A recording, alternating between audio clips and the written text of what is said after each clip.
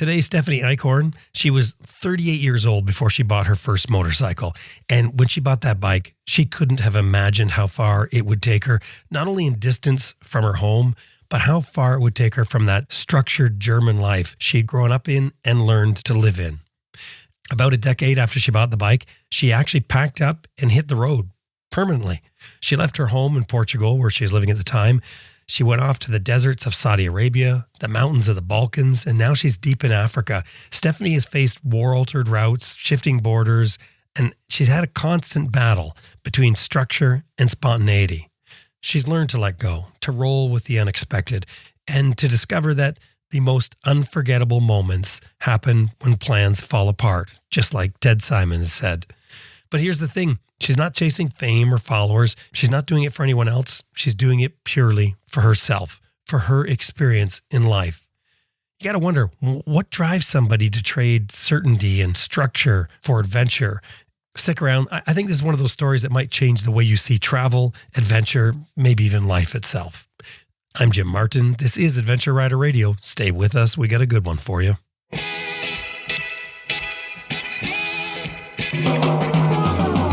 Sam Manicus, Simon Baby, Helge Pedersen, Charlie Bowman, Chris Birch, Elizabeth Martin, Jocelyn Snow, Quentin Smote, and you're listening to Adventure Rider Radio.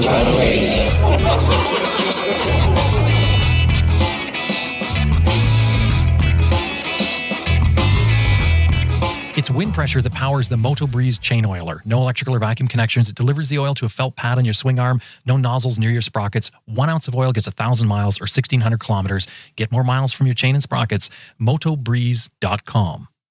And Green Chili Adventure Gear offers American-made, heavy-duty luggage systems for all types of motorcycles. You can turn any dry bag into luggage using their strapping system.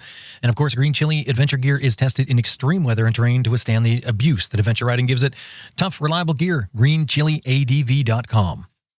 Best Rest Products is the maker of the Cycle Pump, the best tire inflator for motorcyclists. You can inflate a flat tire in less than 3 minutes. It's founded, assembled, and warranted for life in the USA. They're also the inventor and retailer of the combination tire iron / wrench, the Hex Wrench. CyclePump.com.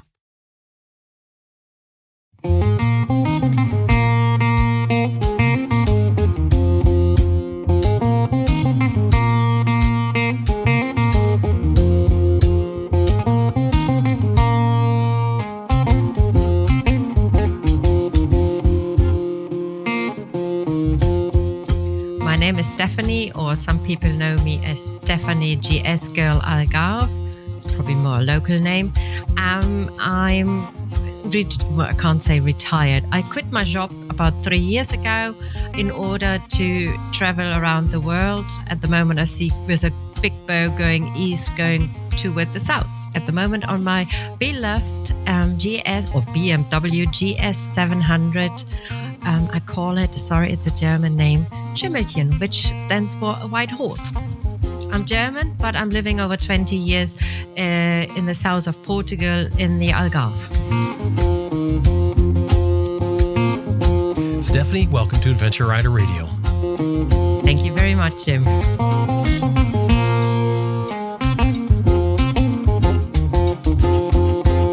You're at home right now.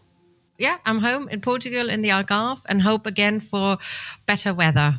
But you're normally traveling. Yes, I'm normally traveling since 22nd of 22nd. What do you mean? You started to say something about your weather there. Yeah, we are in the Algarve. We suffer a lot for the recent years of a drought, not much rain. And luckily, the last 2 weeks, we had a lot of rain. But I seem to be a person that need a little bit of blue sky daily. Yeah, so it's one thing needing the rain and getting that, but it's another thing missing the sun. There's something about the sun, especially as a motorcyclist. I mean, let's face it, the sun is prime. Oh, yes, definitely. I mean, who likes to sit on a motorbike in rain? Not talking about very low temperatures, but yeah, who does like it? I mean, I don't know. It makes Maybe good there's stories. Some people out there. It makes good stories, though, doesn't it, afterwards? Like, so once you've done it and then you can tell somebody about it, that feels good. But in the moment, it's never the thing you want to actually be doing. But you mentioned you're living in Portugal. How do you end up in Portugal? actually coincidentally, I ended up here. It wasn't planned. And if somebody prior to that time would have said to me, you will be soon living in Portugal, I probably would first have got out the good old atlas, the paper maps, and would have searched where Portugal is. Right. And then I ended up here working and living and enjoying my life. So where did you grow up? In a town called Solingen in Germany, which is actually, or used to be famous for, is fishing and hunting knives. Oh, that's interesting. Yes. And so you left there when? I was living, finished school and then living around.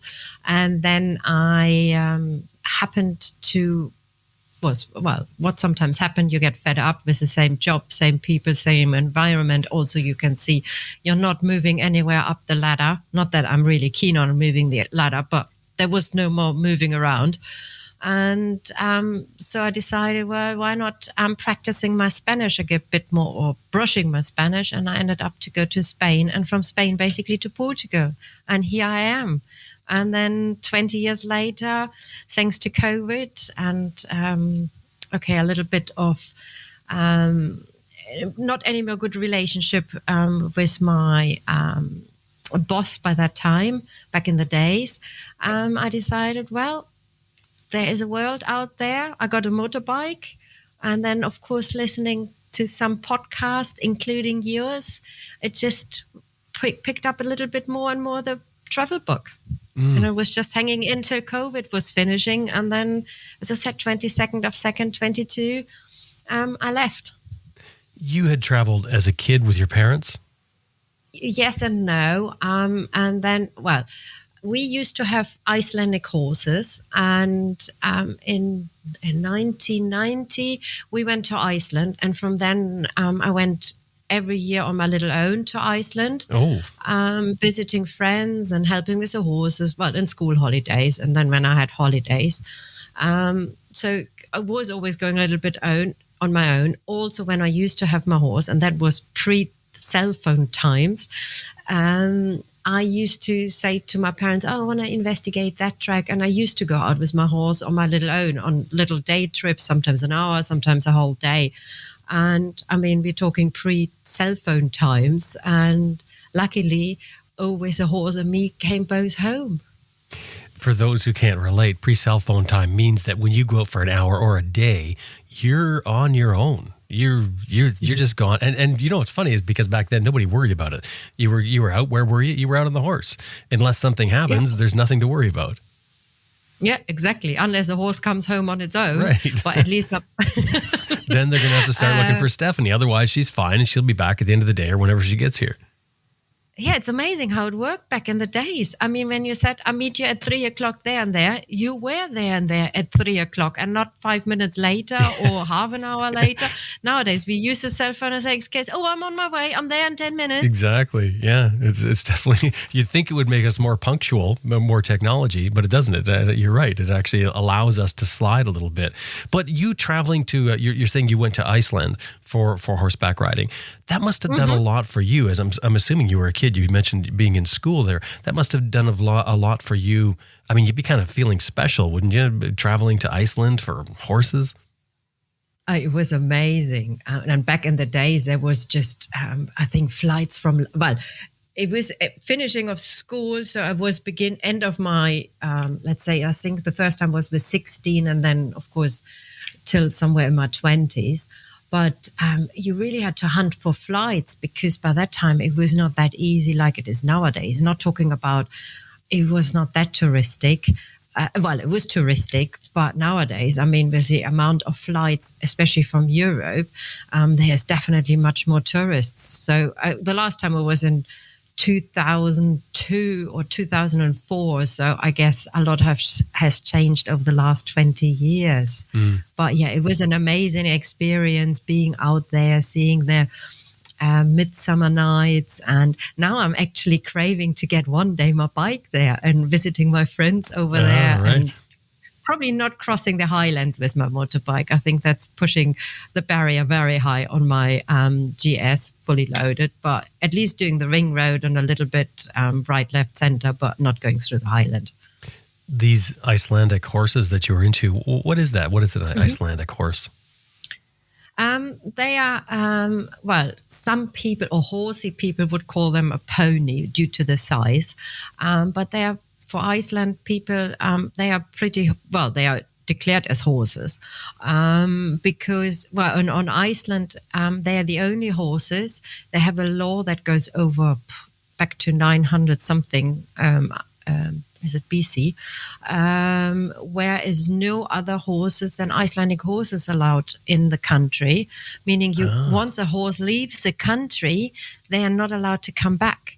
Meaning they also, when I came for horseback riding, I always had to really disinfect my riding gear, meaning my trousers, my boots, to not bringing in diseases. Oh, right. Not that ever anybody checked, but but yeah, in the end, it was only really good, give it a good wash and things like this. But yeah, in the first years, we were really super careful and really, actually, I still washed it with disinfectants and things like this, because you don't want to be the one bringing the diseases in. No, that would be horrible. So you're not even riding your own horse. You're riding somebody else's horse when you go. Yes, exactly. Which was always quite interesting. And the first trip I did with my parents in 90, it was quite interesting because I was in the end hanging out with the guides, and they were really nice. And normally it's quite, you feel like a little bit like a cowboy, because like we are 20 people, including X amount of guides, let's say 5 guides and then 15 people as a guest. And each gets 2 or 3 horses a day, but they're running all free like a herd. So there's some people in the front and then mainly some in the back. And then between the front and the back is about, I don't know, depending where you are, a stretch of 200 to nearly 1 kilometer horses just between you. Wow. And if it is a dry day and the soil is dry, of course, at the end of the day, you got all the dust in your face and you look really dusty. And it's amazing. So, and one of the guys gave me one of his horses. I mean, I sort of break my neck because his horse didn't have a brake. It was just racing off. It was always just racing off with me. But it was interesting because everybody said, whoa, you got a real honor. An Icelandic person would rather rent out or give out their wife before they give out their fishing, how do you call it, the fishing rod or the horse. So there you go. Well, that's highly valued. Wow, that's incredible. So the Icelandic horse, like it's bigger than a Shetland pony. What, like 14 hands or something? Yeah. They are about nowadays. Oh, don't ask me. I haven't been 20 years to Iceland, but I would say back in the days they were just around 140 in centimeters or in meters. So whatever that is in your measurements. Right. How did you drift away from the Icelandic horse? Just living in the Algarve. It's so hot here. Hardly people have horses. The possibility wasn't there anymore. And then I just basically didn't have a horse anymore, or not even surrounded by horsey people. And then it took a while until I got a motorbike. Well, before we talk about your motorcycle, what were you doing for a living? I'm assuming that's how you end up in Algarve. Well, I learned, I never know what it is properly called in English, but I learned, for the German listeners, something called Industriekauffrau, which is now and ended up in sales. And nowadays you would call it, I think, key account manager. So then I moved to Spain and to practice my Spanish. A little bit doodling along with Spanish school and things like this, but I ended up again on a tourist finca, like a tourist place in the middle of nowhere in Andalusia, looking after horses and doing riding tours. So there were the horses again. So it's not bad to learn riding a horse. It's quite a change, from what you were doing to end up riding horses and doing tours or horse trips. That's pretty neat. Well, it was more just to practice, because at that place, only the owner was German and everybody, well, of course, the guests, but staff. And if you go to the village, you were forced to speak Spanish. Well, then as a Spanish, what you learn is the same as English. You know, what you learn at school, like in English, Oxford's English, or in Spain, Sure. the Madrid Spanish. And then I ended up in Andalusia, where they swallow a lot of. And I was looking at the guy picking me up at the airport and was like, what language is he talking to me? Completely different. You Yeah. didn't get on the motorcycle until you were 38 years old. Talk about getting on the Yes. bike or finding the bike at that point.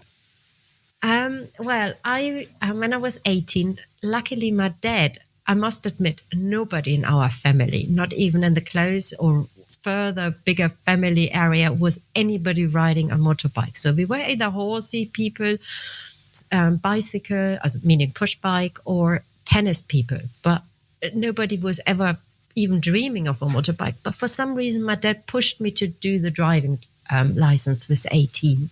Oh, Never touched a motorbike since then.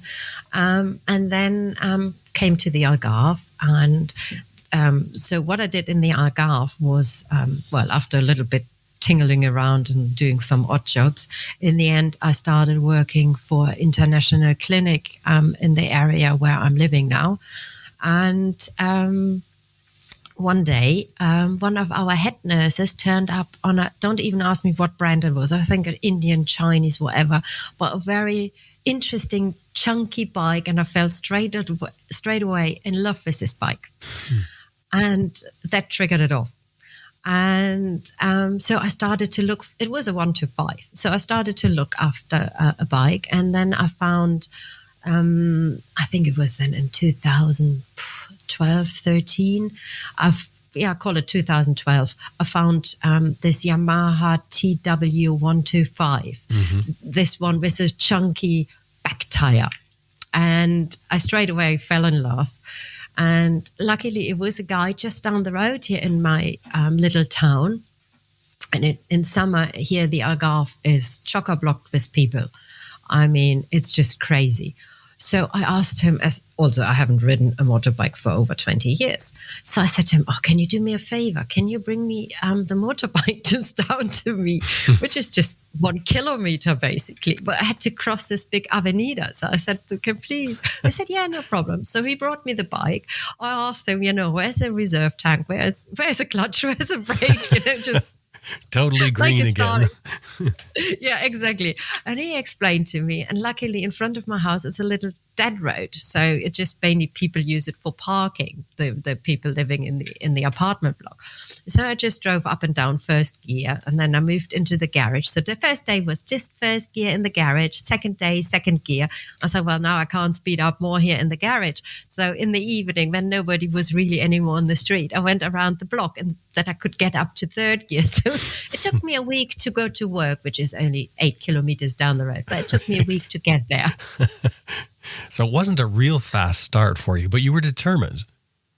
Yeah, I was, because I was really keen. But I'm also, I always say, well, I have to be super careful, because if something happens, in theory, I'm living here on my own. I have nobody looking after me. Of course, you always have people and friends looking after you, but my concern is always, I have nobody looking after me. So I have to be super careful. And this is what I did. And it was good fun. I mean, probably the first 6 months, everybody heard me reaching still the roundabout just in front of the clinic, because probably I was very much still in low gear. What was that? Can you remember what that was like when you first riding that, when you're taking those days and going those short distances? Was it full of excitement? Was it full of stress and determination, or what was it? It was absolutely, you felt like the king of the road. Right. The smile on your face is super huge, from one ear to the other. I mean, whatever it comes, but yeah, it was really great. And then I had this bike for almost 2 years. And over the time, I was with people that had the GSs, the 1200. And funnily enough, I learned on a BM back in the days.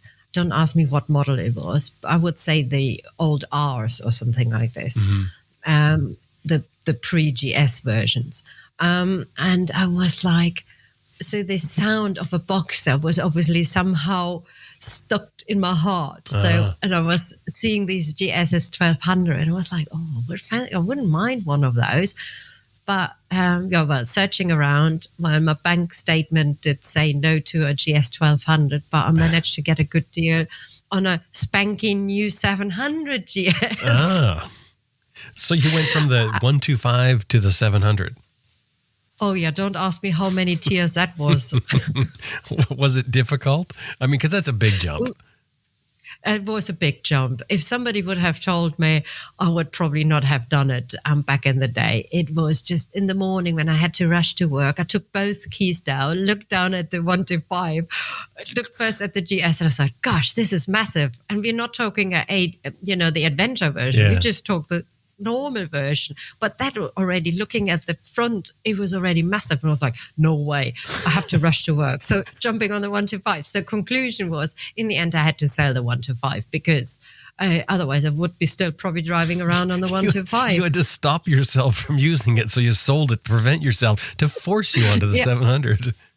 Yeah, there was no way. And then I remember going out with friends and snail pace still again. Well, not snail, but a bit faster than snail pace. Here in the back roads in the Algarve. And we came to one village and it had cobblestones. It was a dry day, but I had this from the driving school still and had careful with wet cobblestone. I mean, it was a dry day. And then it was going a little bit, not much, downhill, just in curves down the village around the church. And I was in tears. I was absolutely in tears because I was paranoid of dropping the bike. I can't do it. And God knows what, these brain games.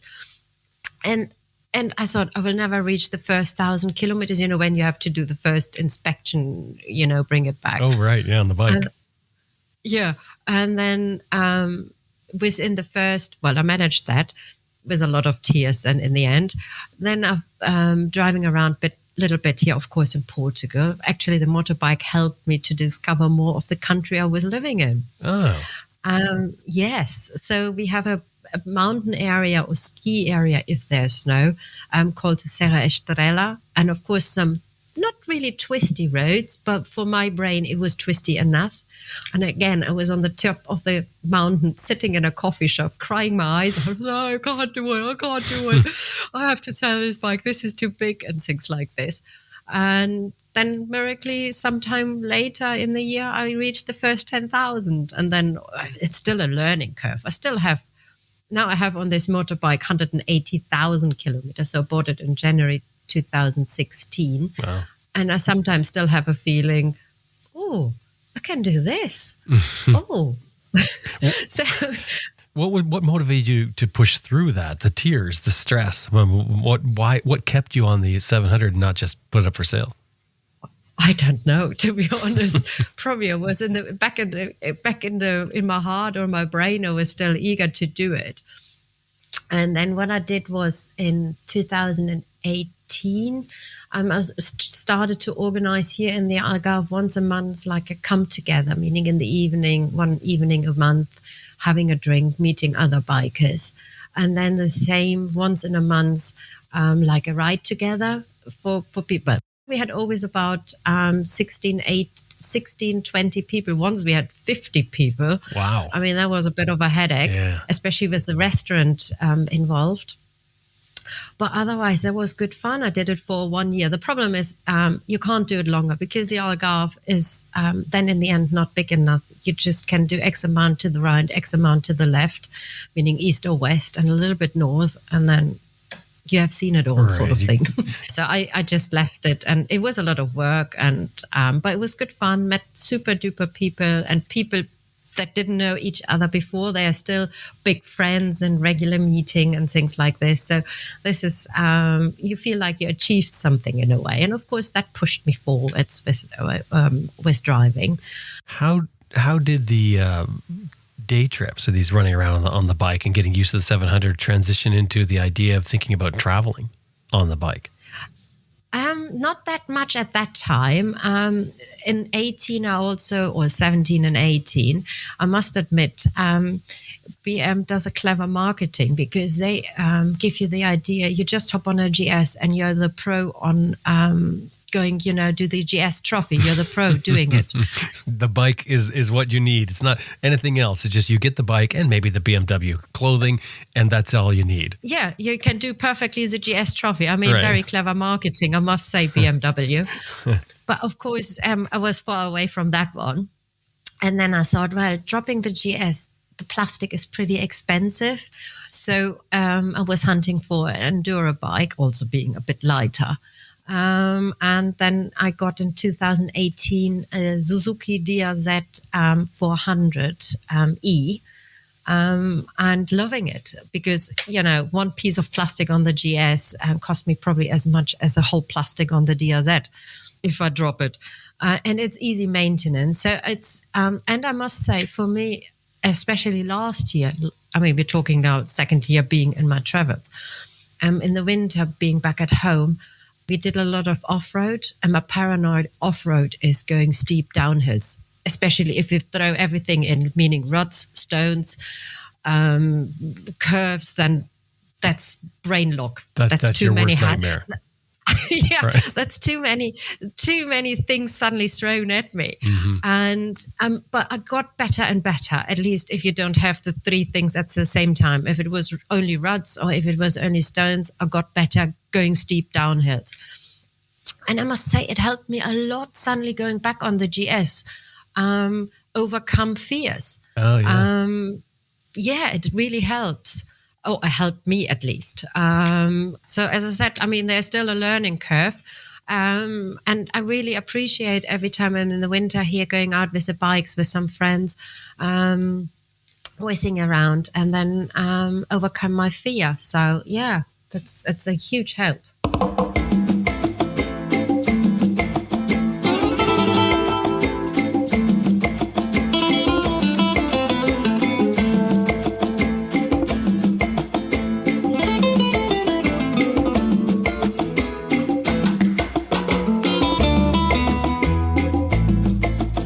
This is great. Overland Expo SoCal, March 15th and 16th, 2025 at the OC Fair and Event Center in Costa Mesa, California.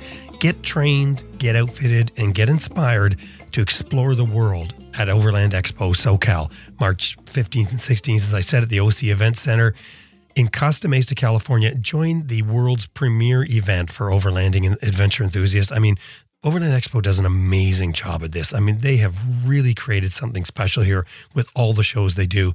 This one, over 250 top-tier gear vendors to outfit your motorcycle, actually any vehicle you have for overlanding for your next journey. Get inspired with authors, filmmakers, creators, world travelers, hosting workshops, classes, and storytelling sessions that bring adventures to life and make it tangible and attainable for the average person, because you can talk to these people right there, people that have done these things before. It's really exciting stuff, and it's amazing to be there in the same room. Connect with fellow explorers. They've got a legendary happy hour event that just creates incredible memories with like-minded adventurers. So plan ahead. Get your tickets at overlandexpo.com. Overland Expo SoCal, again, March 15th, 16th, 2025, the OC Fair and Event Center in Costa Mesa, California. Your adventure will start there. Us riders are exposed to all kinds of weather, and that's part of the enjoyment of riding, of course. The smells, the breeze, the air. But just like your protective jacket that you wear for safety, you should also be wearing a Pearlie's Hugger for warmth. The Pearlie's Hugger is by Pearlie's Possum Socks. They're the inventor of it. The Hugger is a sweater named the Hugger because it's so incredibly soft. It's soft because it's made from, well, the best fibers in the world for outdoors, and it's knitted especially for us riders, because the owners of Pearlie's Possum Socks are riders just like us. So these inventions are products of passion, which I absolutely love. And it shows as soon as you get your Pearlie's Hugger, you will get it too. I'm very, very familiar with the Pearlie's Hugger because I wear mine almost every single day, even through the summer. Anytime it's cool out, I've got my Pearlie's Hugger. It is my go-to sweater for virtually everything. And if I'm not wearing it, it's stuffed into my pack because no matter how little room I have, even when I just have my little tiny dromedary bag on my back, I can always fit in the Pearlie's Hugger. And that's important because that's safety. If I get stuck riding into the night when I didn't expect it and things cool down, I put on my Hugger. Because just like Pearlie's Possum Socks, the Hugger is incredibly well made and designed.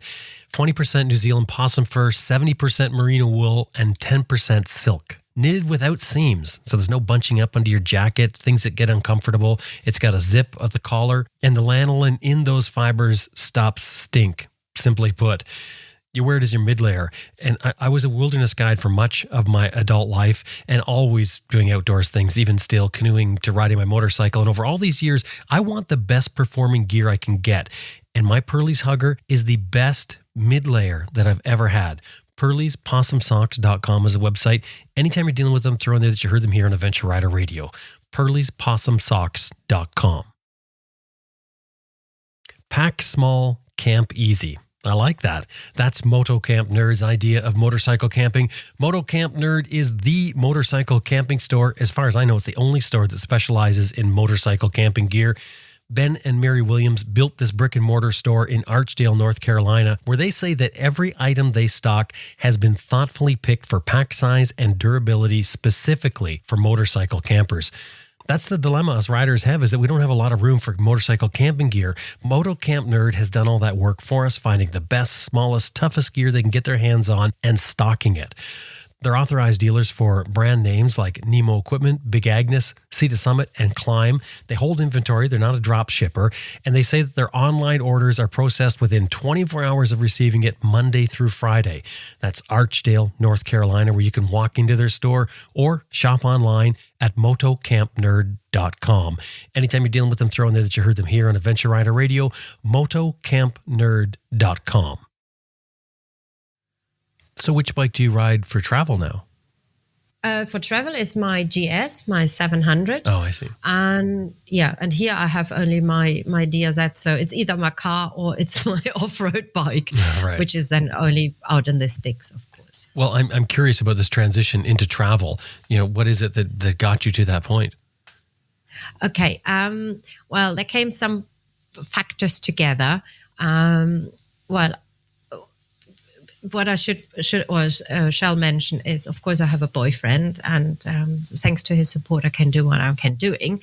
And he also triggered it a little bit off. So it's in a way a little bit his fault, because he showed me, guess which series? The Long Way Round. Okay, so hang on. You're bringing a boyfriend. So who is the boyfriend? My boyfriend is English, living 15 years or something like that in the Algarve, biker. This is James. This is James. And but unfortunately, he could join me the first 2 years, only 3 months due to work. Unfortunately, one of us has to work. Was he a rider before you guys met? Yeah, he was. So we basically met through the biking. That's what I'm wondering. Community. Okay, so you guys met through the motorcycle. Yes. So during COVID, of course, you couldn't do much. He said, "Oh, have you ever seen The Long Way Round?" And I was like, "Long what?" and that was then being fed up with work. Well, not with work. It was mainly, unfortunately, my boss was not anymore really nice as he used to be 14 years long. So it was a bit of a not being happy at work. Then James showing me the video, Long Way Round, and my mum. My father, unfortunately, already passed away. My mum was always like, "Oh, there's a little bit more to see in the world than back in the days. It was Iceland, and nowadays it was always there's a bit more to see than only Portugal and Spain." And because she or my parents used to travel a lot, I must admit, probably this is a little bit inherited in me. And so I was like, "Yeah, well, actually, this is doable on a motorbike." Yeah. And then being the only child, I spoke to my mum and I said, "Well, I got a bit of this idea." Of course, and when I told it's on the motorbike first, it was like, "No way." And I said, "Well, being the only child, you can imagine." And then she liked the idea more and more. And she said, "Actually, do it now because you're my only daughter. And if something happens to me, she said that can be today, could be tomorrow, could be in 10 years, but at least now you're free. The moment something happens to me, you have to look after me. So go now. What is it? What idea did you come up with? What are you proposing to her? Well, here we go. The initial idea of James and me was going east to be for my 50th birthday in Australia. So it was just doing in the first year in 22. Now you all can do the aftermath. Doing Europe, just to basically, I was that sensible that I thought, okay, Europe is wherever I am in 2 days at home with my motorbike. If something happens, if I don't like it, because I'm also trying to do camping or wild camping to keep the budget a bit low. Or if, as I said, something happens, or I even don't like it, saying, oh God, no, this nomadic life is not made for me. And so it was the first year was Europe, but then the idea was leave the bike somewhere in the Eastern European countries to carry on over the Stans. Well, it wasn't really planned yet, but the idea was to reach Australia, whatever way. It wasn't even decided which way, Mongolia and further on. So that was then decided. And my idea was James going the first 3 months with me. And then I would carry on up to the Balticum to go to St. Petersburg. Well, as we started in February, this is when 5 days into travel, the Ukraine war started. So St. Petersburg was not anymore an option, not saying carrying on east for the time being. So we both looked at each other. We said, well, we finished at the moment what we're doing. And James decided, okay, I don't leave my bike in Eastern Europe. You never know how much the whole thing is going to kick off back in the day. I rather drive the bike back home. I mean, it doesn't make any huge difference. It will be 2 to 3 hours ride. 2 or 3 days ride. Yeah. I said, yeah, fine. I tried to go as far northeast, let's call it mainland Europe, meaning in the Baltics, Estonia, as much as I can go towards Russia, and then come back to Portugal as well. So that was then year 1, but we still were scratching our heads. So what is the alternative? Because I wanted to come home for 3 months in the winter, having again a break of the nomadic life.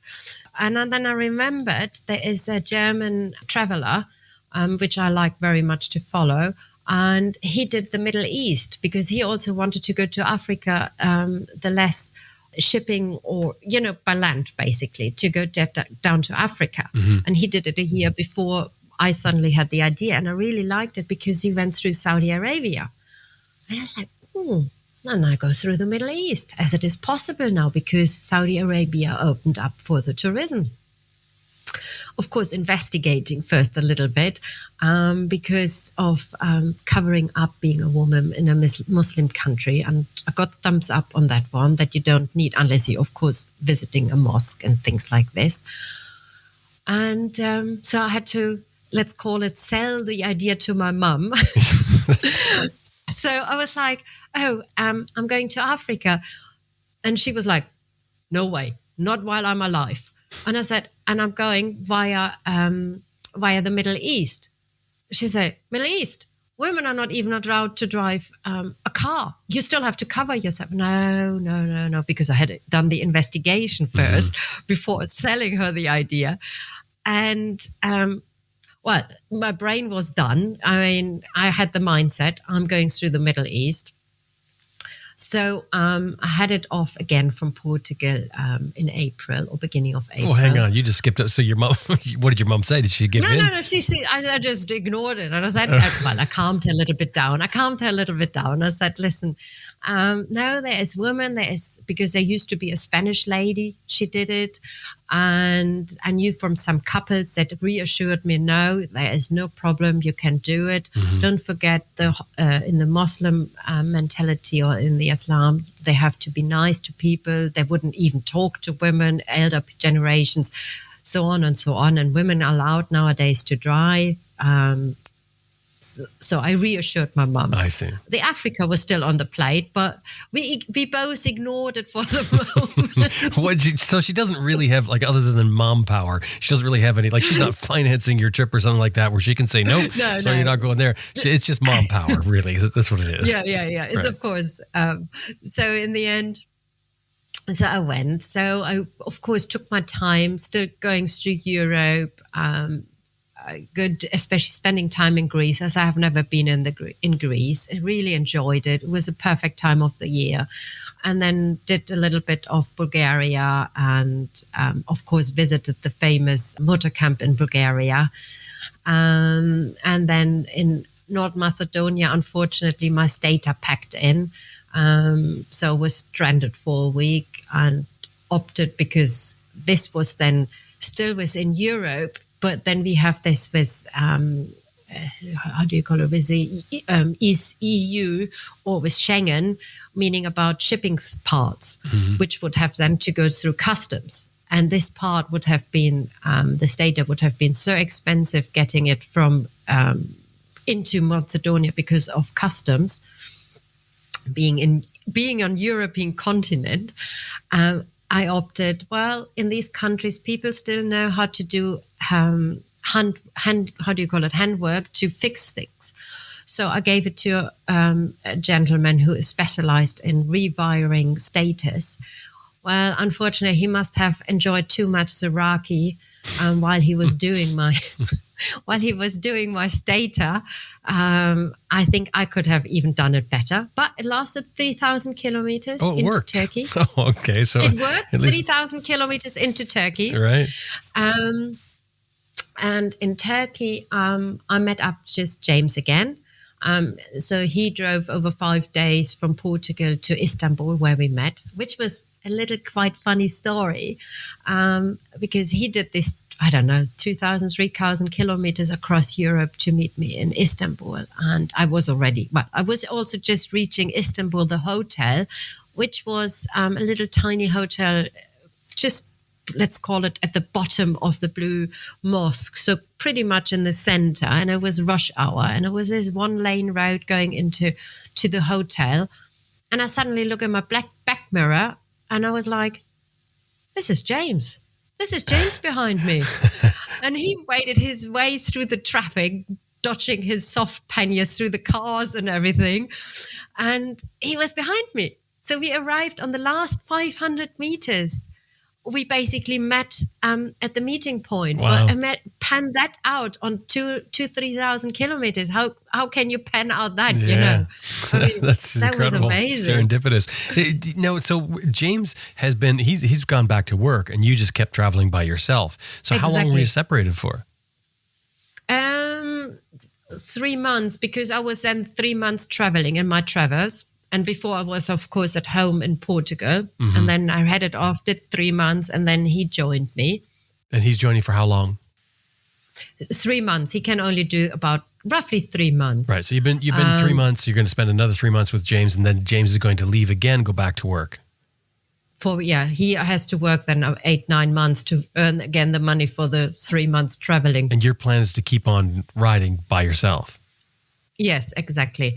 So we did then Turkey, Georgia, Armenia together. Well, and then looping everything back, because I discovered I couldn't face myself yet to go through Iran on my own. And I knew Iraq was still a headache about the visa, because of the Kurdish and the federal Iraq visas. It's a bit of a headache. So I couldn't face myself yet to do Iran. That was, for me, still the ladder too high. Nowadays, I would do it. But back then, when I was planning it, the ladder was too high for my little brain. Too scary. Yes. Yeah. So the only option back then in 23 was shipping my bike from Greece, meaning from Athens, to Israel. So that was the only option basically left over. So this is why we could easily loop these 3 countries, well, basically 4 countries going back to Greece, and then prepare my bike in Athens. And I must say, James is very good in mechanic, as long as we don't have to touch the engine, which is always good for me because I like to learn the things. I mean, I would never be able to change a chain and sprocket on my own, but with having somebody like James behind me and saying, okay, now you lose this nut, now you do this, then I can do my chain and sprocket on my own. But I need somebody, and of course these Titan nuts and bolts I never can do. So we did my bike preparing for the trip, and then it got by ship down to Israel. So I flew myself over to Israel. Visited, of course, the sites like especially Jerusalem, and then it was time for me to get to Jordan because my mum went on or booked an organized sightseeing tour, not bike related, to visit in over a week the sites in Jordan, meaning Petra, the Dead Sea, and some other places.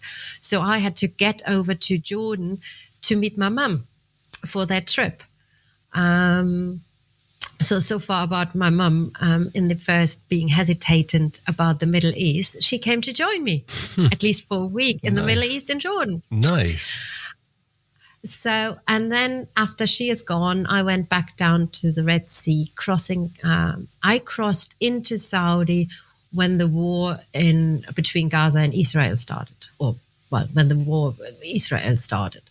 So, of course, everybody's sending me messages. Are you okay? Blah, blah, blah. And I was like, yeah, why? And then, of course, in the evening, I saw the news and I was like, oh, my God.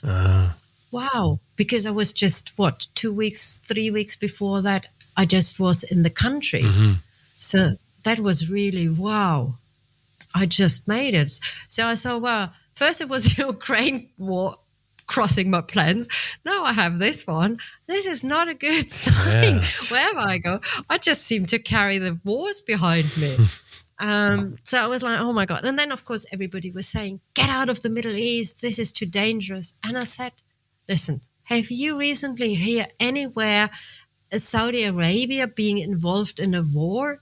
I mean, yes, we had the Kuwait, Iraq war, but that's what. And I think I can't remember being Saudi really involved in it, that is on the news. I said, I think I can't be in a safer place than being here in Saudi Arabia at the moment. And it was fantastic. It was amazing. I mean, the people were so nice. And I felt safe. I mean, safe in one way being a solo female traveler, but also safe with a war happening just 1,000 kilometers further north. Mm-hmm. I absolutely felt safe. I mean, I must say, I'm not a person just following the news. Since COVID, I gave up on that one. So I rely only on these when people sending me messages, are you okay? Then I'm like, okay, what's happening in the world now? Let's step back just a second here, because so you're well into the trip at this point, and you've already had a stint where James has come out. You've been on your own, and then James has come out, ridden with you, and you're on your own again. What is that like? That change? Because I can't imagine that it's got to change just how you do things daily. I mean, when you're by yourself, you're on your own schedule, etc. When James gets there, it's got to change the rhythm and how you do things. Yes. And then again, you go through another change when he leaves. Can you talk about that? Yes, well, in the first years, I must say also, James and me never lived together. I mean, we spent the weekends together and, of course, biking trips. And we have a little bit of our rota when we do these things. So, of course, as he is more the technical bike mechanic, so he has responsibilities looking after the bike at the end of the day. He drives an old Yamaha XT 750 he got inherited from his dad. So he knows every single screw on his bike. Mm-hmm. He starts to learn more and more screws on my bike, on both bikes. So his job was in the evening looking after the bikes. Tent we did together. I'm not a dinner person, so he did his own cooking and then just catching up over the day. And he did mainly the routing, but it was more me saying, okay, let's go this direction today. We always had a rough route, but not like we have to follow this. So it was more just a rough route. Let's see how far we get and where we find a camping spot, or when it was bad weather, of course, going into a hotel in a cheap one. But it was just more like this. Okay, he said at the end of the day, he said, so where do we go today? Where do we go tomorrow? And I was like, let's try this direction. Let's see if we can aim for this and that place. And this is how we move on. And this is basically what I do. Basically, I have a rough idea where I'm going, but I just plan a day-to-day a bit more accurate, looking with camping spots and things like this. So meaning using also applications for finding camping spots or accommodation. Like probably some of you heard iOverlander, using also a lot of Google, and just to look or recommendations of other travelers, where to stay, or even locals. And they say, oh, you have to see this and you can camp there. That's no problem. Because you sort of embrace the art of no plan. Yeah. to some degree. I mean, you're doing sort of last minute planning is really what you're doing with that, aren't you? You're choosing a spot and finding spots at the last minute. You like that. Why do you like that rather than having a more detailed plan? Well, and this is a funny thing. I mean, bear in mind, I'm German. We Germans are organized. We're planning everything. You grew up with structure and punctuality, that being sort of ingrained in who you are. And now all of a sudden you're this no plan hippie type version. Yeah, this is when my mum comes around and she says, oh, listen, we can do this and this, then and then when you're back, shall I book it? And I'm like, I don't even have my flight back booked. I don't even know where I'm tomorrow. Now you're asking me 7 months ahead if I'm available.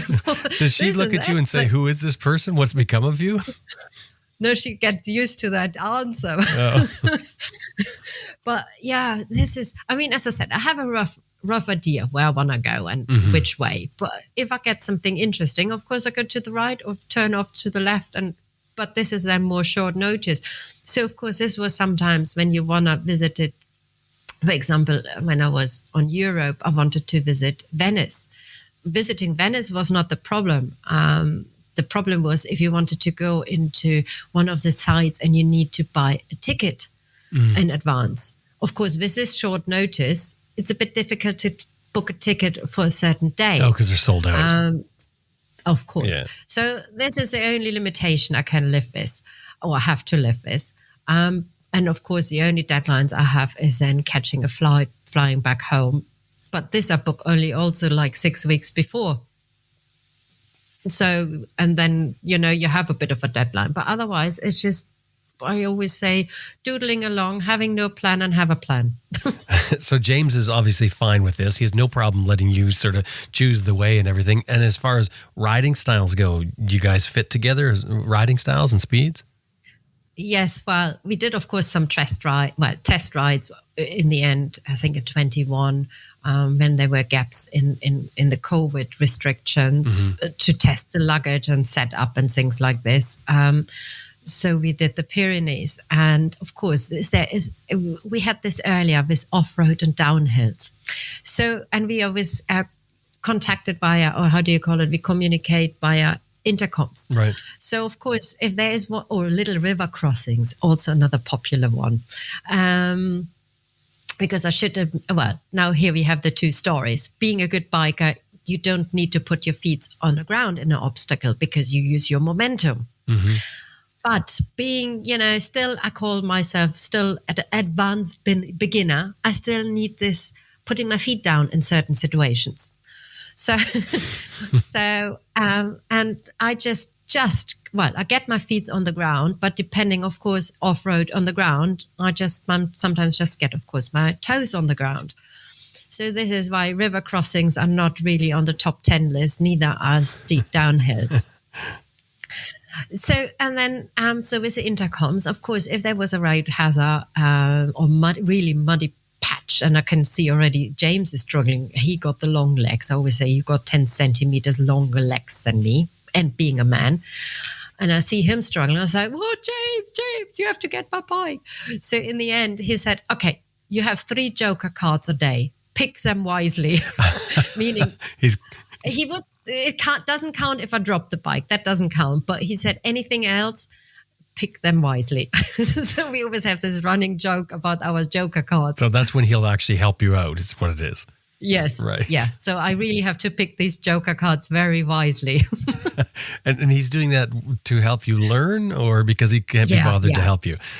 It's for me to learn and to help me, and just I can't say, for me it was really, I felt insecure, but for him he had the feeling sometimes I was, excuse my language, taking the piss out of it. Right. So he's kind of selling the TW125 for you, is what he's doing. Well, in between I had also another lightweight, or he said always, well, especially Africa, I know my Suzuki DRZ would be the ideal bike.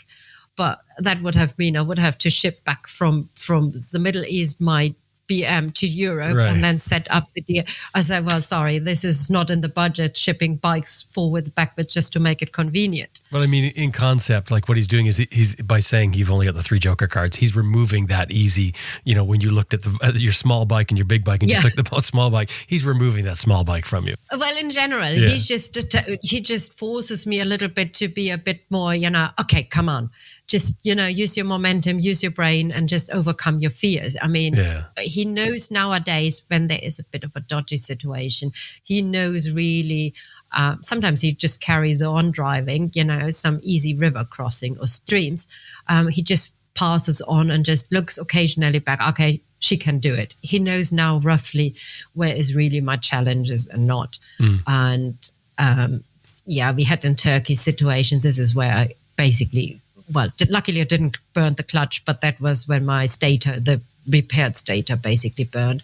Very tough forest tracks. Actually, it was a TET, the Trans-Euro Trail. Mm-hmm. But what happened after rain, they were doing forest work. And of course, then the tracks look really fun. Muddy. And muddy and everything. I said, listen, if there was a complicated stretch, then he really had to take my bike. And I said, how many joker cards is this? He said, no, it's one section. It's very complicated. Don't worry, I count it as one. So that's a lot of emotional support, really, not to mention the physical support. What's it like when he goes then? Because he's only with you for 3 months out of the 8. Correct. What's it like when he leaves? What does that feel like? Well, then I have I try to pick ways without river crossing. I mean, I remember one river crossing in Albania. I mean, it's hilarious if you think back about it. It was probably just the water covering my foot, but the pebbles in it looked like boulders to me, to my little brain. And it was maybe 2 meters wide. As I said, it just covered my foot. But in my little brain, I was half an hour debating myself, going forwards, going backwards, trying to pick the line in it. And I was like, nah. And then I turned around my bike and went back for, I don't know, half an hour, because I thought, no, of course, then you have this. And then you're really, when you later look back to the footage, is thinking, oh, you Wally, you easily could have done it. Just, gas it through, basically. But, that's a wise thing, though, isn't it? Because, I mean, you could end up going through it and then not, because I think your indecision tells you that you're not prepared for it. If you can't quite pick your line. So it is the smart thing, really. Well, I always think, but rather turn around before I get myself in trouble. I mean, probably I would have easily done this river, but it's sometimes also a bit of a mind game. But then again, I try to play it safe. Here we go again. The mindset is, well, ideally I shouldn't fracture anything because I'm here on my little own. I mean, in Europe is one thing, but now my bike is in Africa. We're talking a little bit of different healthcare. And then, you really don't want to try also just to be a burden to strangers and things like this. Mm-hmm. So it's also kicking in a little bit of a security measure. I mean, sometimes it looks like ridiculous where I turn around, and sometimes I still put myself in situations where I think, oh God, thanks God nothing happened there, So it's a bit of a on the daily mood.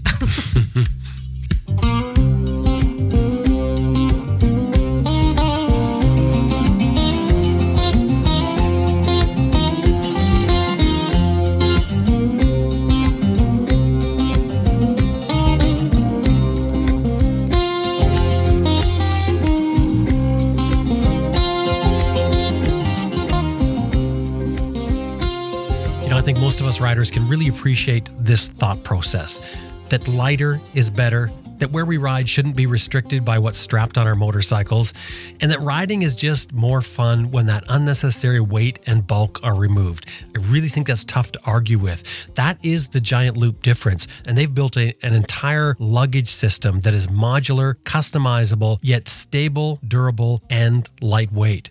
And they did it by following the product's mission. So they do away with all the extra straps and buckles. Instead, they concentrated on building lightweight, durable, modular packing systems that are stable when they're put onto your bike. Go light, go fast, go far with Giant Loop. The website is giantloopmoto.com. Anytime you're dealing with them, throw in there that you heard them here on Adventure Rider Radio. giantloopmoto.com.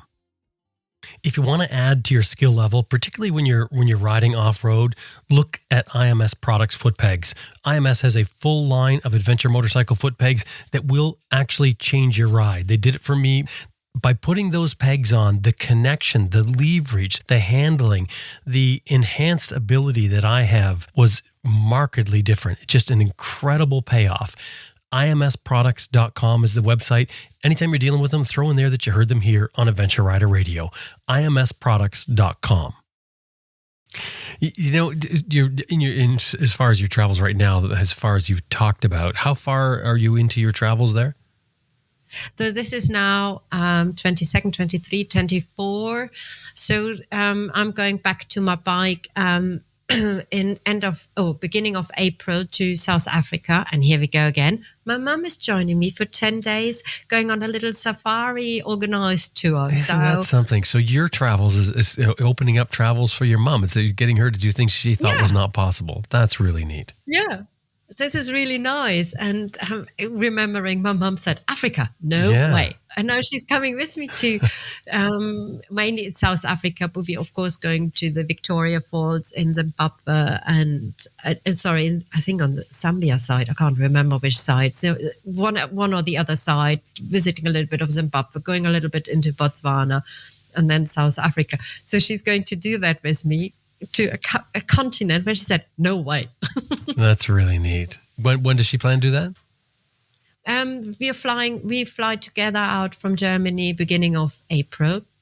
Right. And then doing this tour for a good 2.5 weeks. And then I will be back to my bike.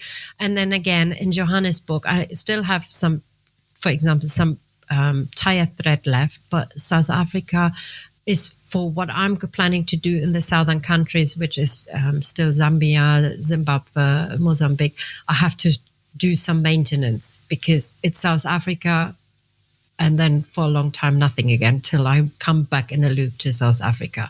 I mean, you always get along with easy changes, but I mean, tires and things like this. So I try always to be on top of these things. I mean, It never works out, but as much as you can, I try to be on top of these things. What's it like traveling by yourself? Do you find you get lonely with all the time that James isn't there? No, actually not. I must say, again, I'm a single child. So, of course, as a child, even having friends, but you have to entertain yourself. And this is probably why I don't mind traveling on my own. It's nice when you meet other overlanders, other travelers. I love it. And also other locals and people like this. But then I also can easily travel on my own. And I must say, I also have this slow travel speed.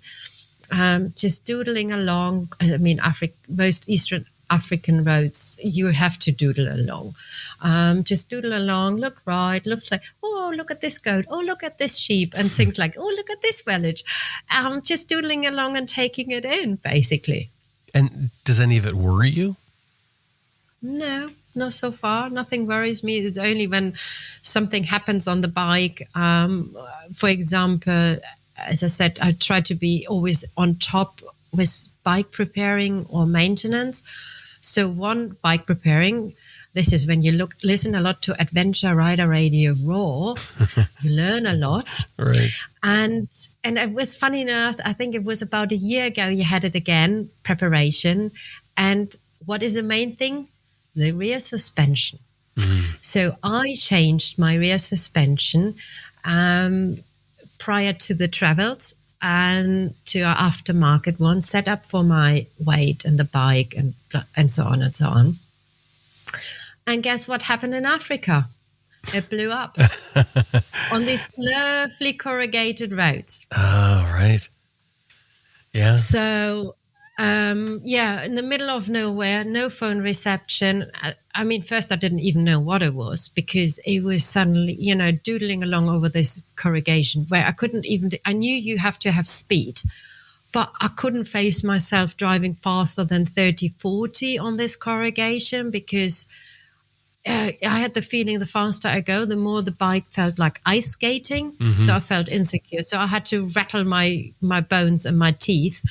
And then suddenly I heard this bang. And of course you feel it. And I was like trying to stop as fast as you can. And I thought first my subframe snapped because of, I got about, the whole bike with luggage without me weighs about 300 kilos. So I thought it's a subframe, another popular thing that can break on travels. So I checked first the subframe. Luggage was in space, subframe was there. And then I came around and I could see steam coming up from my engine because there was liquid on it. I was like, oh no, what is this? Oh no, in the middle of nowhere, not even phone reception. I was like, oh, here we go. It was still a national road. And luckily before a bunch of Jeeps overtook me. Then I overtook them again because I had a little, coffee, technical stop for the ladies. And that was just 500 meters. I just passed them. So pushed my bike to the side and walked back to them and just quickly spoke to them. So I drove back to my bike. In the meantime, already a Dutch couple has stopped next to my bike, wondering who leaves his bike unattended in Africa, in the bush. I mean, that was Tanzania, I must admit. So who leaves his bike unattended in the middle of nowhere? Mm-hmm. And so they looked at my bike. Luckily, they were bikers, mainly for light bikes, enduro, but they were bikers. And the first thing they said, it's your rear shock gone. I was like, oh, great. And now looking at them and they said, well, how do you call it? The spring is still intact. It's this where the oil, what does a movement? The reservoir. Yeah, is broken because that was where the liquid came from. Mm-hmm. And they said, well, no problem.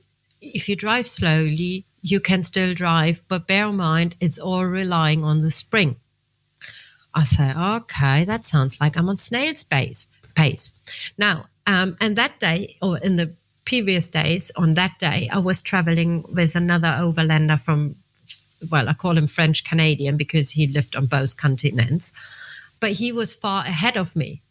And the Dutch people have seen him. They said, yeah, he's about 10 kilometers in front of you. I said, okay, so can you do me a favor? Just tell him, in case he's still there, that I will be limping now over. That could be still another hour till I'm there. I said, yeah, okay, we will tell him. And so that's me then driving this corrugated street, first, second gear. And it was still another 120 kilometers to go. Oh, wow. The bike bouncing up and down. Yeah, every bounce makes you like, oh God, don't. It was just, Anyway, after 120 kilometers, we finally reached asphalt. I tell you, I kissed the asphalt. You can't imagine how happy I was seeing asphalt.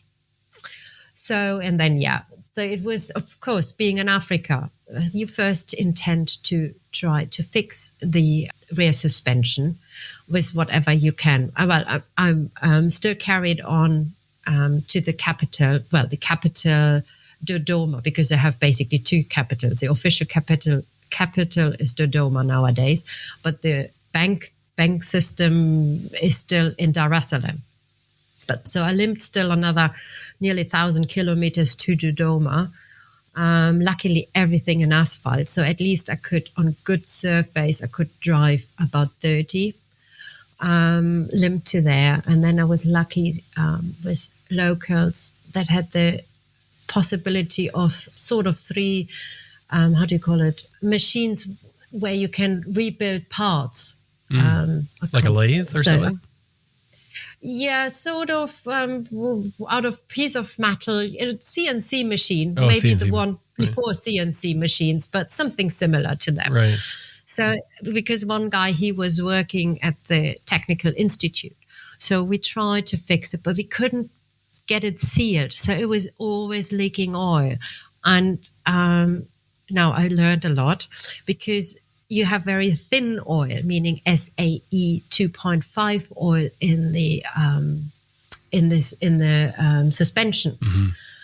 But the lowest I could get was W10. Oh, wow. So very hard. It makes it very hard.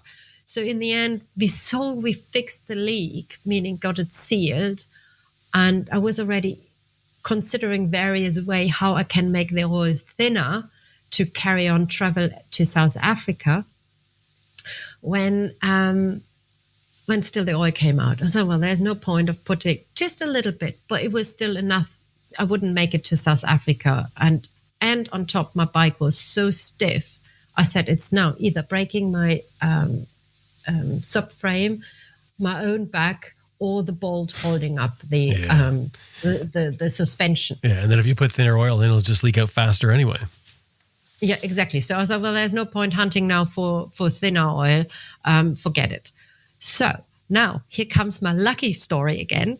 I was, since the Middle East, I have on social media somebody from Dubai who likes my travels. And he immediately, when he figured out my rear shock blew up, he said, just buy a new one. I pay for it.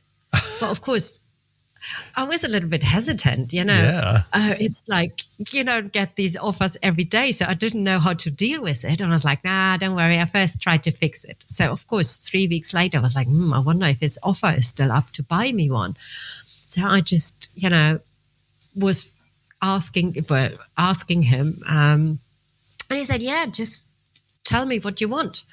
So I sent him the information through, and I must say I used the same guy for the suspension again. It's a Dutch company. Even though mine blew up, we still don't know what the story is, because I also got it serviced by a different company in Dubai. So we don't know if it was the oil, if it was a bad O-ring or seal that blew up. So we can't get down to the bottom of the story why it blew up. But they were so helpful even before it happened, with sending me maintenance kit and when I have a question. And so I had a good relationship to them that I decided in the end to stay with the company. What company is it? Called TFX in Holland. Right. And so, as I said, it was a combination of pure unluck after the servicing, whatever happened. So I sent him the details and he ordered me this part. So it took then between ordering and receiving it, because you still have the customs process in Tanzania or in Africa. It took me a good 3 weeks, till I had it. So it was for 6 weeks. I was stranded in Dodoma. In my little hotel room. 6 Luckily, weeks. it was pretty. Yes. For your suspension. That's amazing. But you're not bothered by it, I guess, that much, because you're open-ended. You don't have a schedule. Yeah. No, I didn't have a schedule. Well, I wanted to come home this time more like October, and then.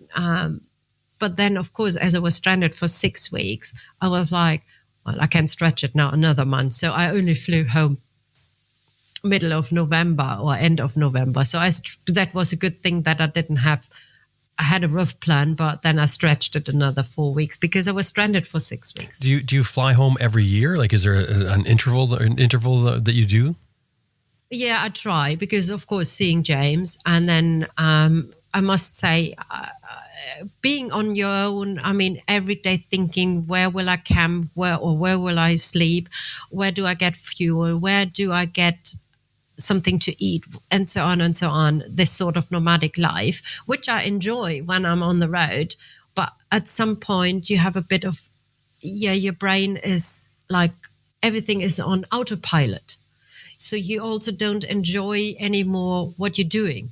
I notice this, and then suddenly I take less pictures because it's like, oh, I've seen that before, sort of thing, Right. But even though, so it's just, it's a nice break of this nomadic life, and you come back and you're eager. Oh, I want to see this. Oh, this is nice. Oh, look at this village, And once you're off the bike, you're sort of feeling like you want to get back on. Oh, you definitely. I tell you, I'm already missing my bike, even though I got the off-road bike, but I really miss a bike just to roam around daily. It's just like, it's like somebody takes their arm off you. Right. Is it sort of stressful for you? Like, I mean, is it sort of a like you feel like you're slightly, not in a big way, but you're slightly stressed every day dealing with all these things, and then that is a break from it?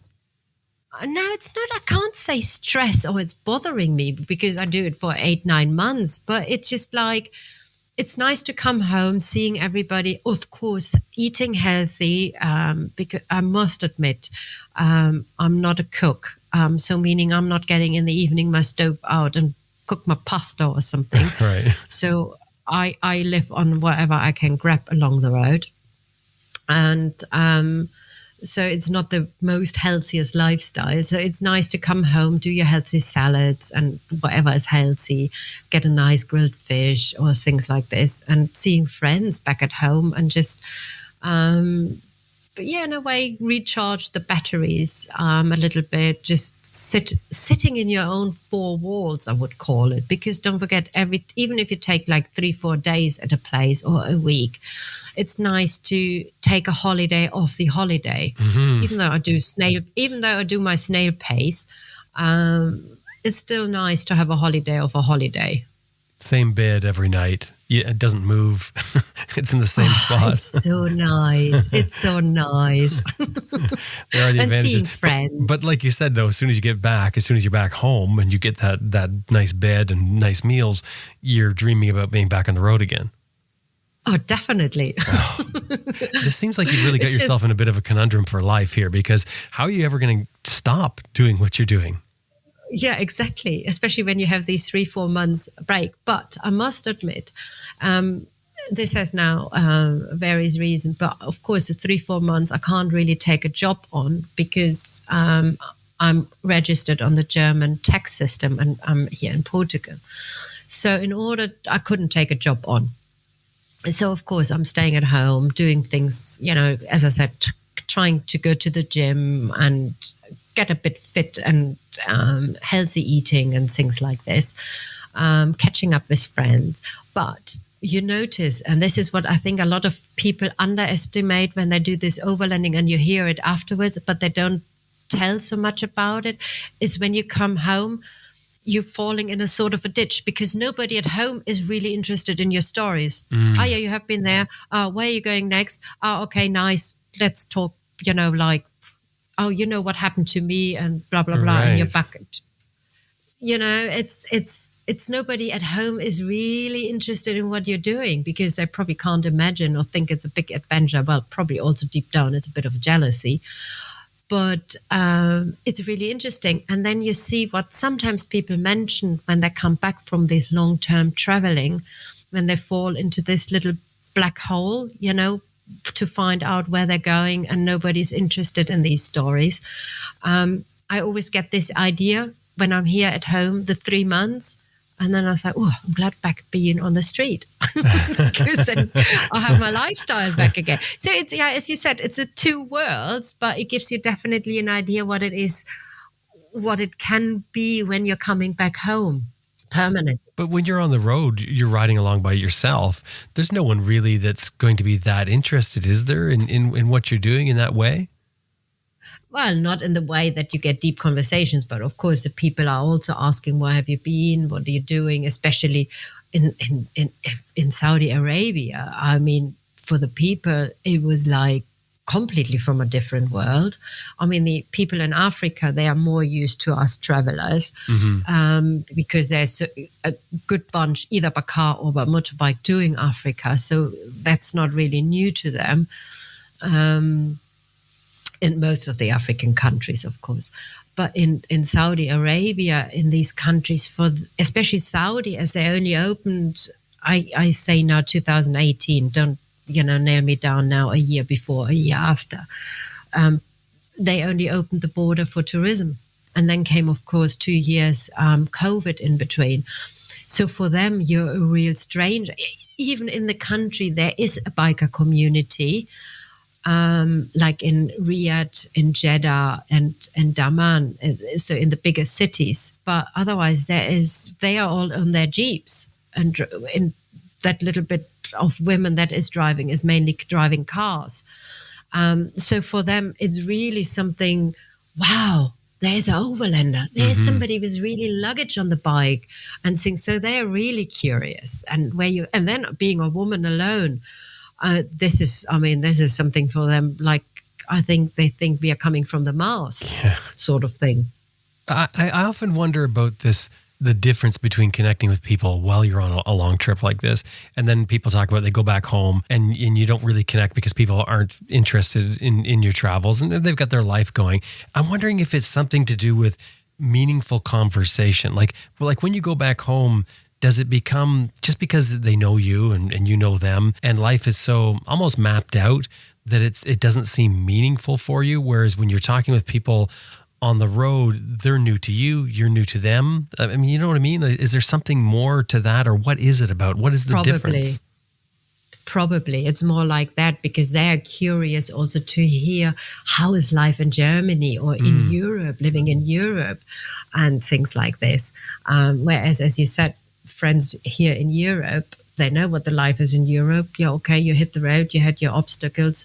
Okay, let's go back to business, normal life. Right. They are not interested really in, if your rear shock has blown up and you were stranded for 6 weeks or not, But nice. And is it the normal life for you going back and talking to them about normal life? Like, it's just not exciting enough anymore. You know what I mean? They're talking about things that, what's happening in the neighborhood, what happened at their work, or what's happening with the train station they've changed. Maybe it's some mundane to you compared to what travel is, with things being new all the time. You haven't got many options. You either go along or you just, close the door and just forget about the rest of the world while you're the 3 months here. So I just try to, of course, I'm always interested what happens in the life of these people or has happened in the life of my friends in the last 8 months and what they're up to. Also seeing ex-colleagues and hearing about their families and things like this. Of course, it's always nice.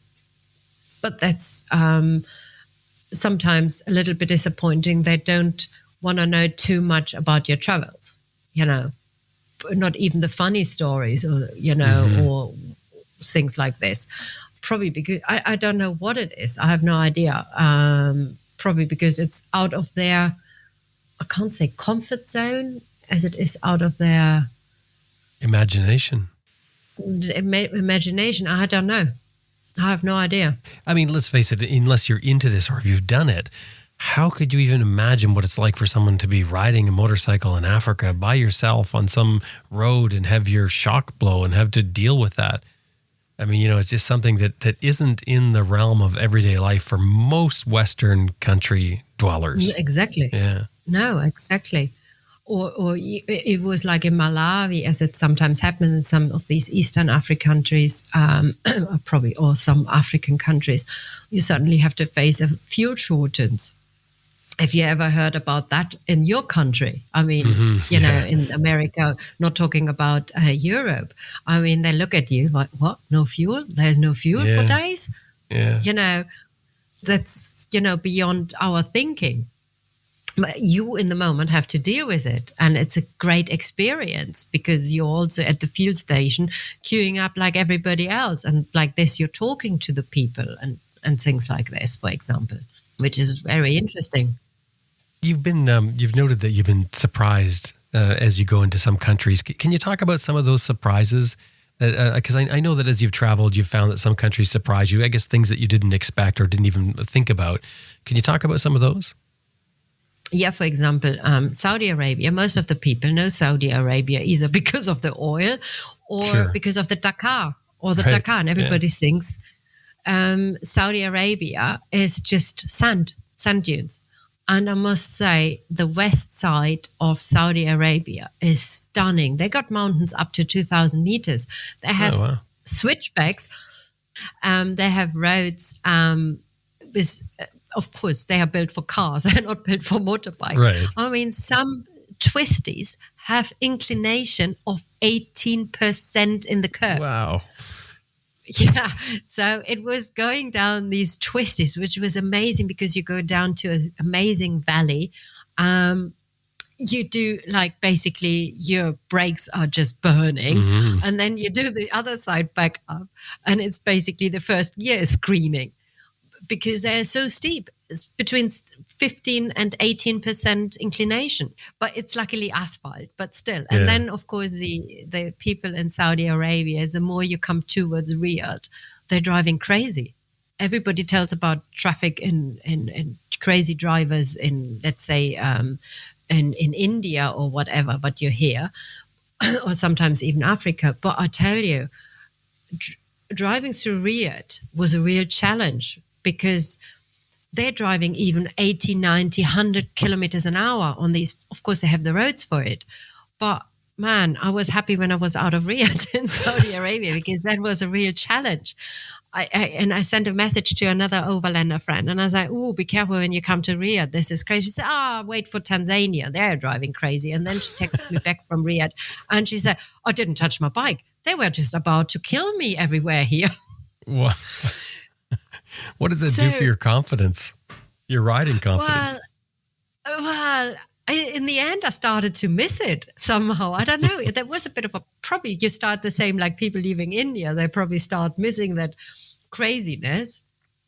But I started to miss it in the end. So because as soon as you cross the border into the neighbor countries like Bahrain, Qatar, Kuwait or Emirates, everybody seems to drive civilized. And it's just like, well, that's a bit boring. What other countries have surprised you?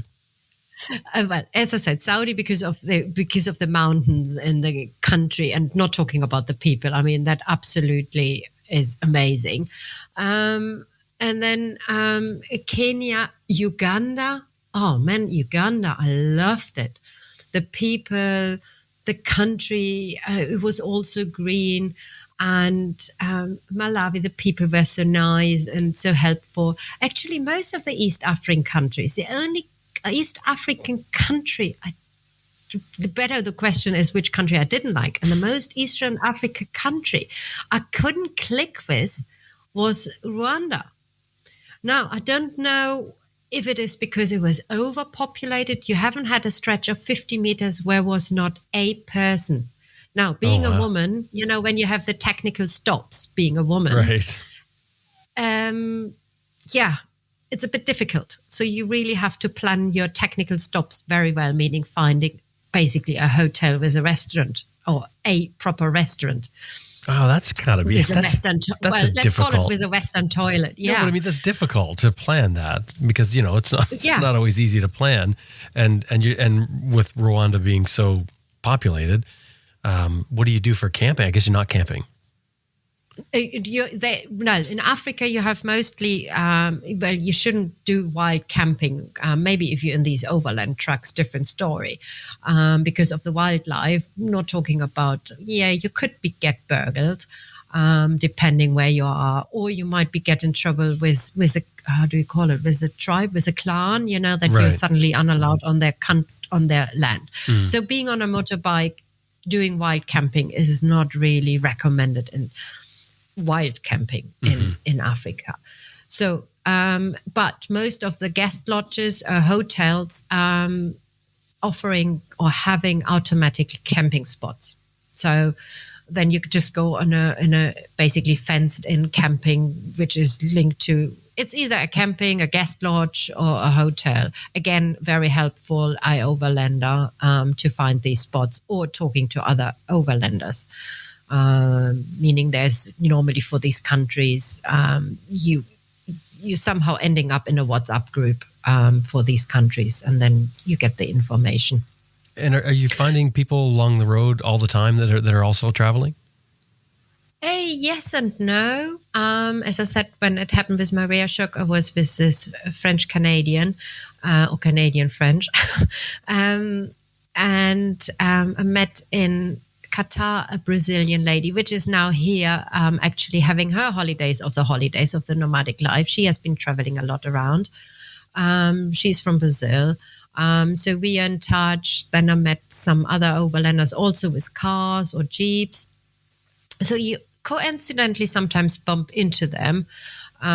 Sometimes you can plan it a little bit. But sometimes it's like if I was in Malawi at a camping place and I was thinking I was my little own, and then suddenly turns up a bike, and I first thought it was automatically, of course, I saw it was a man. And then it was a solo female traveler on a motorbike from Poland. Nice. So that was really great. And we spent some good time. But unfortunately, we headed in two different directions. I know it was not in Malawi, it was Mozambique. She told me I should leave Mozambique, and she was about to leave Mozambique because it's probably not too much on our news here in the Western world. But it was the aftermath from the election. It got very rough in the country. So we both were about to leave the country. So, yeah, this is the other things you have to face. I mean, even if you look when is elections, so I made me also information when in the countries I'm traveling to is election, because they can be getting a bit out of hand, the aftermath. But it was 4 weeks later, and nobody was expecting that this is, I mean, I think it has calmed down only now 2-3 months later after the elections in Mozambique. Yeah. When you meet somebody like that, another woman traveler, do you see similarities? Is there something personality-wise that makes you guys different? Well, it's more, also the story, where have you been? The same stories we get, the same questions we get asked, where are you coming from? Right. And at least the only thing we're not asking each other is how fast does your bike do? This is the only question we, I think, not doing to each other. But I'm thinking like for personality-wise, for a woman traveling solo, because it still seems to be, I mean, like in my opinion, women can do everything that men can do. I mean, like, I grew up with a mother who was very capable. My wife is extremely capable, more so than me in almost everything. But for some reason, it's still out there because people still say solo woman traveling, that sort of thing. And is there something like, is the woman that's out there traveling solo, in your opinion, the people that you've met, is she different than a woman who wouldn't do that? Well, there's still different personalities, and, there's always a story behind why they're doing it or have chosen the way to do it. But for me, it was even more interesting. Two of them, meaning this Polish girl and the lady from Brazil, they are more or less my age group. We're coming again back to the aftermath. So I turned this year 50. So we are more or less the same age group, which is for me more interesting. How they deal, because in our age group, it's just we are not anymore young chicks and things like this.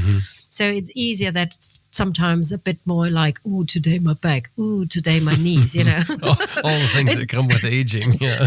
Well, we are not talking about that thing. Sorry, I have to mention it, and probably some men are rolling their eyes, but sorry, guys, we are coming in the age of menopause. So this is another thing we women in this age group have to face or might be struggling with. So that's then quite interesting to see women in our age group being out there.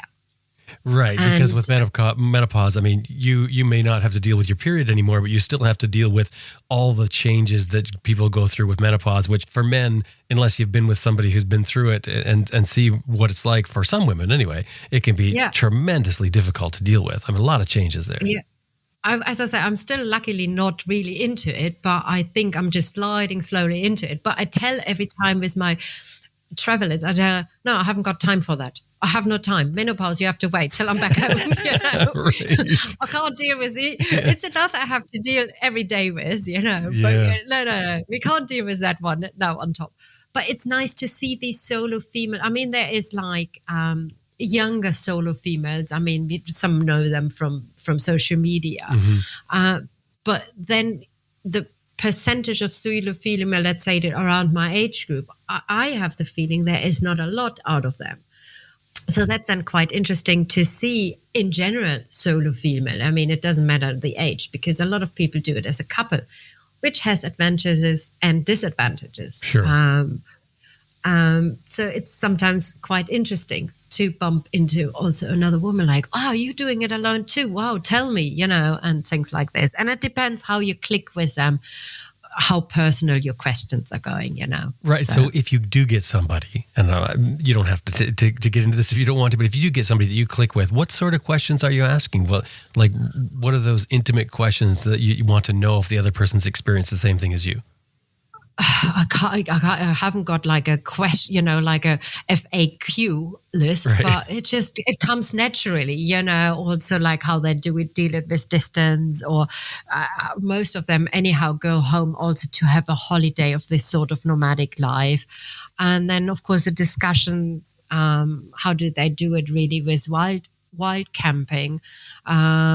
Because I must admit, I chicken out with wild camping because let's say it in Turkey. Well, luckily James was there, but even there, I was sometimes, oh God, we have to we have to be careful with white bears out there, like you would have in Canada and in these areas.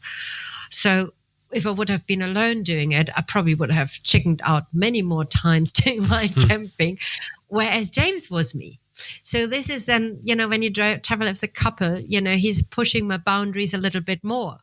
And this is an interesting for me to hear from other women. I mean, Africa is definitely a no-go for, I would say, a no-go for wild camping. I wouldn't do it, let's put it like this. And I don't know if I would do it with a partner because simply I find it too dangerous to do it. But hey-ho, I might be wrong. Like for wildlife or humans? Both. Yeah. I must say, unfortunately, sometimes, as I said, it could be that you're suddenly on the land of a tribe and they don't like it. It's then the wildlife. I mean, depending which area you are. I mean, in some areas you won't even see a lion or something that might be interested in eating you or chewing a little bit on you. But it could be also that only odd person that is after your money and your valuables, mainly the money. Yeah. And this is where I chicken out. And I must say I'd sometimes even chickened out in Saudi Arabia with wild camping. And the Middle East is camping heaven because it's in their, I think it's in these countries in their DNA because they're all going out for camping. Oh. Of course, in their Jeep with a roof tent or with a trailer, right. The poshy way. Mm-hmm. But you can camp basically everywhere. But after I figured out that some workers are from different countries there to work, on the farms, I sometimes, I don't know if I'm wrong, I might be right, but being a woman, still being sensible, I sometimes think, I don't know how long ago they saw their wife. Probably not the age group they're interested in, but it's just, and then I think, no, I better go in a hotel room. I don't want to be here in the middle of nowhere, passing 2 times this farm. Might be good, might be not good. Right. I must say, I just had that conversation or saw this post of a Canadian traveling in Pakistan. Some people might know her. She's very popular on social media, and she drove towards east. She's younger than me. I think she is. I don't even know her age. But she made a post about it, like, what is it about us women? Why are we so vulnerable? Because of men. So, I mean, depending on the countries and where you go, but we are the first target. I mean, if a man on his own goes wild camping, I think nobody would bother them really. But if it is a woman alone, there is a higher risk. There's a bit more happening than they're just looking for the money. Yeah, I guess. I mean, it's a sad fact, isn't it?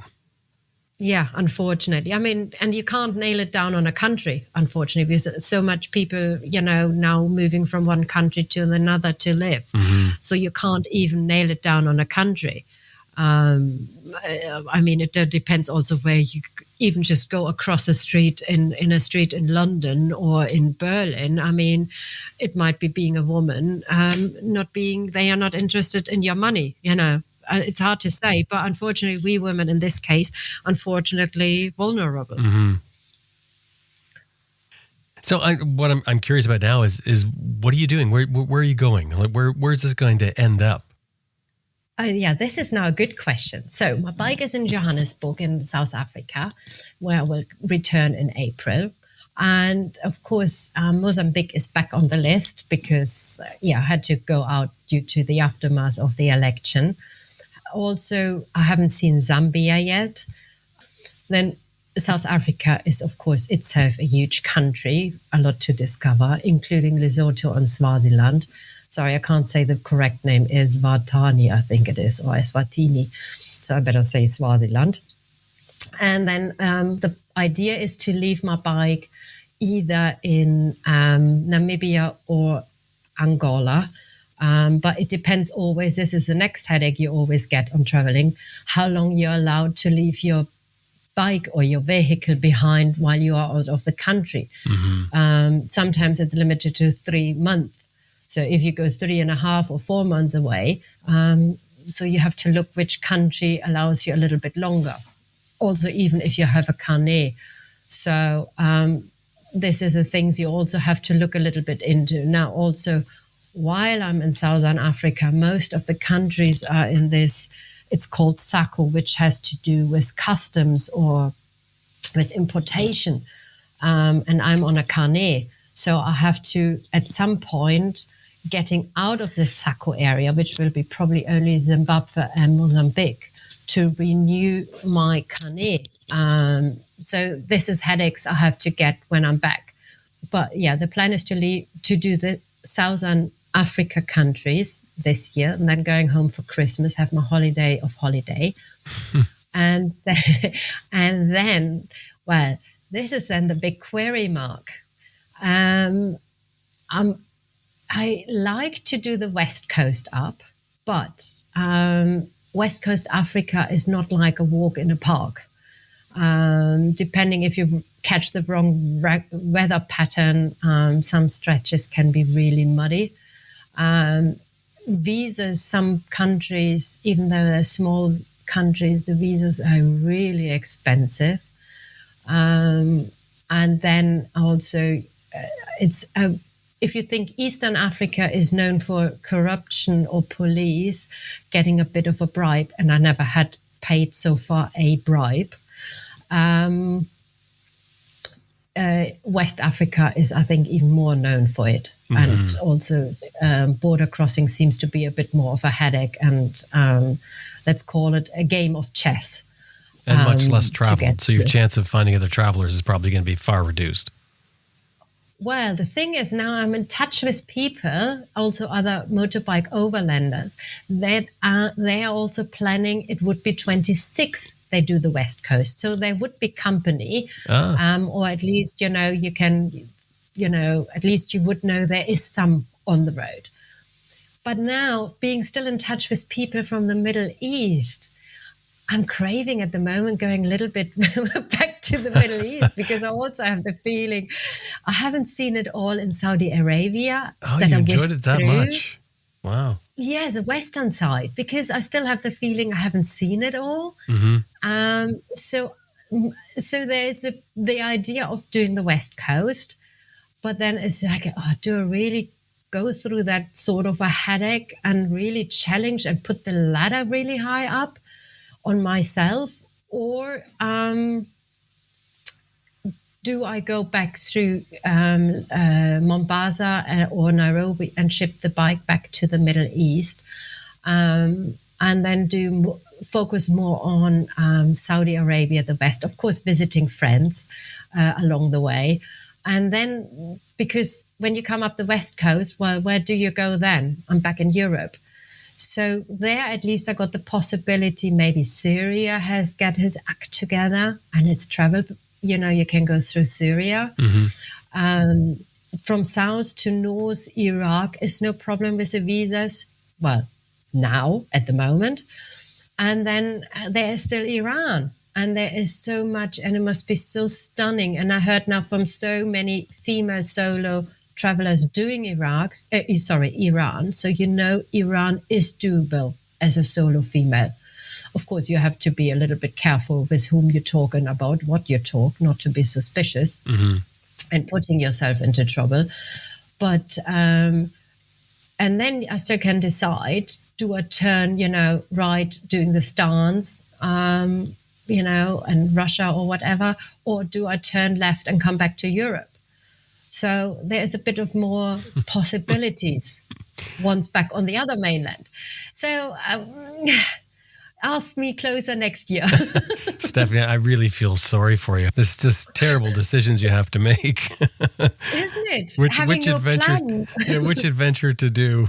It's just but obviously there's not an end in sight, right? A final end of your travels in sight. This is going to go on for some time.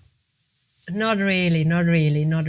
But hey ho, as I said, my mum is still fit and healthy. So as this is coming to an end, that's coming to an end of the travels, or it will limit the travels. I mean, it depends always on the, on the degree of, whatever takes my mum out. If it is a fracture, then it's only a question of time, or if it is something severe, of course, that's then a period of length. Or length of period, a period of length. And so, I'd rather do it now. And I mean, if I have to come back, well, then there's still 10 years of working, earning some money and saving some money. And so, there is no real plan. Stefanie, thank you so much. It was so much fun to talk to you. Yeah, thank you so much, Jim. I also enjoyed it very much. And as I always enjoy, I listen more to Raw, but I always love it. And it always gives me the giggles. Thanks so much. Thank you so much for having your time. And, I hope I meet you one day in person. It sounds good.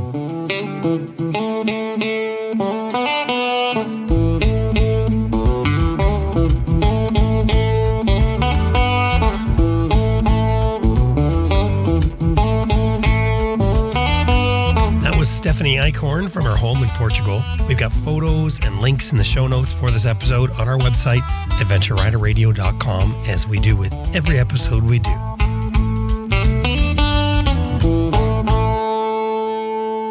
Hey, I just want to remind you that this episode has been brought to you by Green Chili Adventure Gear, greenchiliadv.com, Motobreeze Chain Oiler at motobreeze.com, and Best Rest Products at cyclepump.com. And we'd really appreciate it if anytime you're dealing with these companies, anytime email or otherwise, let them know you heard them here on Adventure Rider Radio.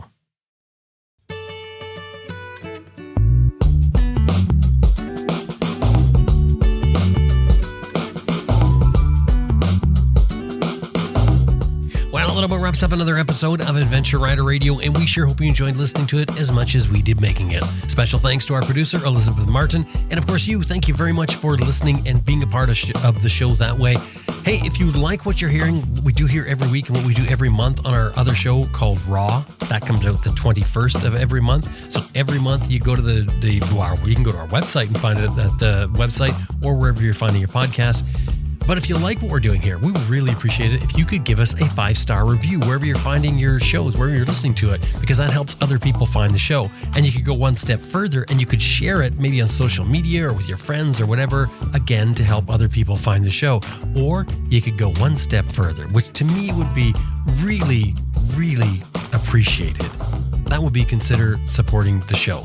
Drop by our website, adventureriderradio.com, click on support. There's a bunch of different ways you can do it, but one of the best ways you can do it is join our Patreon account. You can get some ad-free listening. For instance, if you don't want to hear the ads, there's an ad-free version through our Patreon account. You just sign up there. I forget how much it is that you sign up for, but you can get the ad-free version at a certain tier. And you would be there for us each episode each month, and we would really appreciate it because this show is built on a model of advertising and listener support.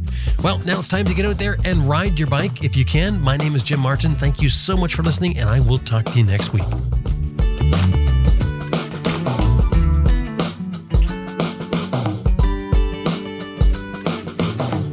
Hi, this is Simon Thomas and Lisa Jarvis from To Ride the World, and you are listening to Adventure Rider Radio.